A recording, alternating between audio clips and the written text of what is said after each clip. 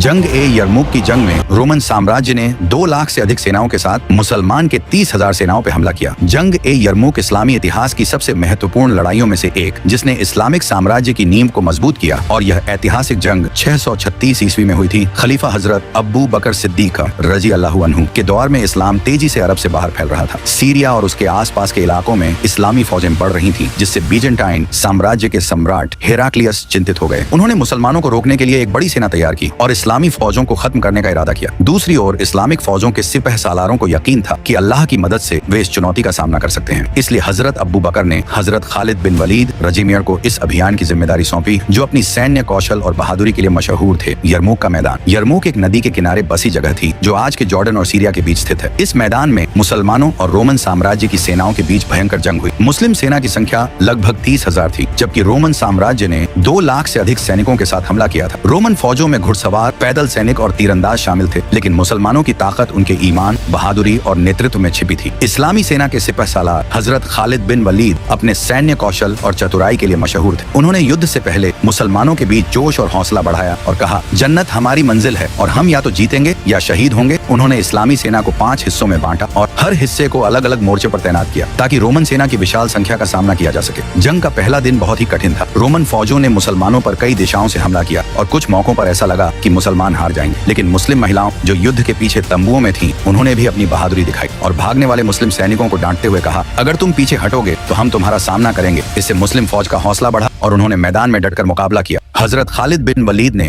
रात के अंधेरे में रणनीति बदली। उन्होंने अपनी सेना को इस तरह पुनः संगठित किया कि रोमन फौज को उनकी संख्या का सही अंदाजा न हो सके। अगले दिन उन्होंने अचानक हमला किया और रोमन सेना को घेरने की रणनीति अपनाई। मुसलमानों ने रोमन फौज के बीच ऐसी दहशत फैलाई कि कई रोमन सैनिक भागने लगे, लेकिन यरमुक का मैदान और नदी के किनारे की खाई उनके लिए मौत का जाल साबित हुई। भागते हुए हजारों सैनिक खाई में गिरकर मारे गए। इस खतरनाक जंग के आखिर में मुसलमानों ने रोमन साम्राज्य की विशाल सेना को हरा दिया। यह जीत मुसलमानों के लिए सिर्फ सैन्य जीत नहीं थी, बल्कि अल्लाह पर विश्वास और ईमान की ताकत का सबूत भी थी। इस युद्ध के बाद सीरिया का क्षेत्र इस्लामी हुकूमत के अधीन आ गया और इस्लाम का विस्तार तेजी से बढ़ा। यह जंग न केवल मुसलमानों के आत्मविश्वास को बढ़ाने वाली साबित हुई, बल्कि रोमन साम्राज्य के पतन की शुरुआत भी मानी जाती है। लेकिन मुसलमानों के इस खिलाफत के सारे मसले यरमुक के साथ खत्म नहीं हुए, क्योंकि जंग ए यरमुक के सिर्फ 2 महीने बाद मुसलमान की तारीख की दूसरी सबसे बड़ी जंग शुरू होने वाली थी, जिसे जंग ए कादिसिया कहा जाता है। तो सब्सक्राइब योर इस्लामी चैनल।